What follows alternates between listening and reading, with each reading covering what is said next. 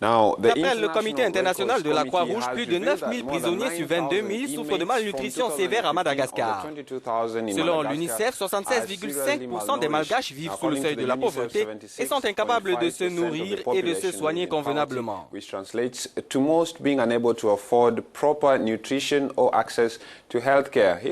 ce sujet de Serge Patrick Mankou.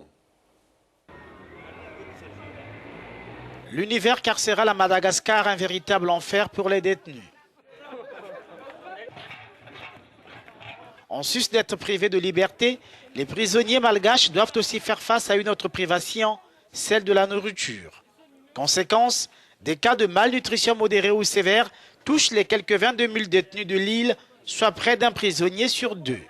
L'État malgache prévoit pourtant une ration individuelle par jour de 750 grammes de manioc, mais elle dépasse rarement les 300 grammes. Frappé par la crise économique, le pays a du mal à faire face à ses obligations envers les prisonniers qui décrivent une situation insoutenable. On meurt si on ne mange pas. Avec le peu qu'on nous donne, voilà ce qu'il se passe. Et puis je n'arrête pas de penser à mes problèmes. Alors s'il n'y a pas de nourriture en plus, c'est la mort assurée. Le Comité international de la Croix-Rouge tente de venir au secours de ces prisonniers. Son programme alimentaire d'urgence a permis de prendre en charge cette année plus de 4 000 détenus. L'organisation veut atteindre le chiffre de 9 000 comme l'année dernière.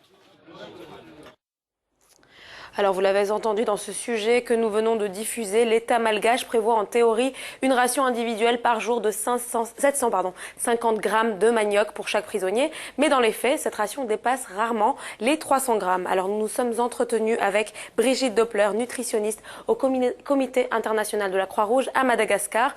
À quoi peut-on attribuer cette malnutrition? Écoutez sa réponse. Alors écoutez, c'est essentiellement dû à une absence de budget alloué à l'administration pénitentiaire à Madagascar.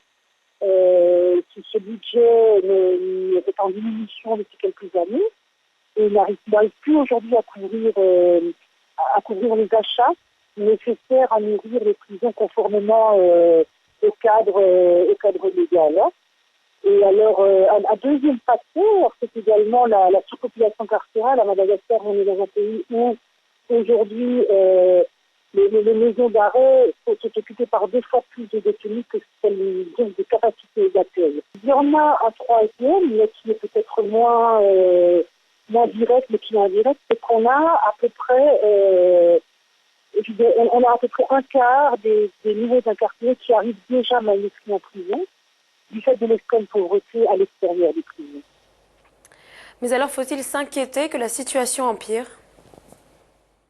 Alors écoutez, il y avait à peu près 150 détenus qui mouraient par an. Les diverses actions qui ont été mises en place ont vraiment permis d'agir sur cette mortalité, c'est-à-dire de la diminuer. Même si aujourd'hui on a un détenu sur 2 qui est malnutri, il est pris en charge suffisamment tôt pour éviter le décès.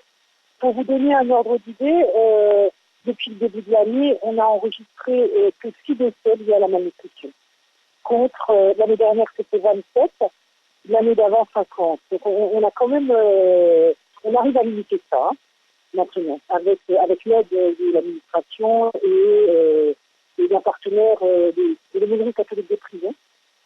Et le système de détection des malnutris maintenant fonctionne correctement, donc on arrive à les prendre à temps, en charge. Voilà, c'était Brigitte Doppler, elle est nutritionniste, au Comité international de la Croix-Rouge à Genève.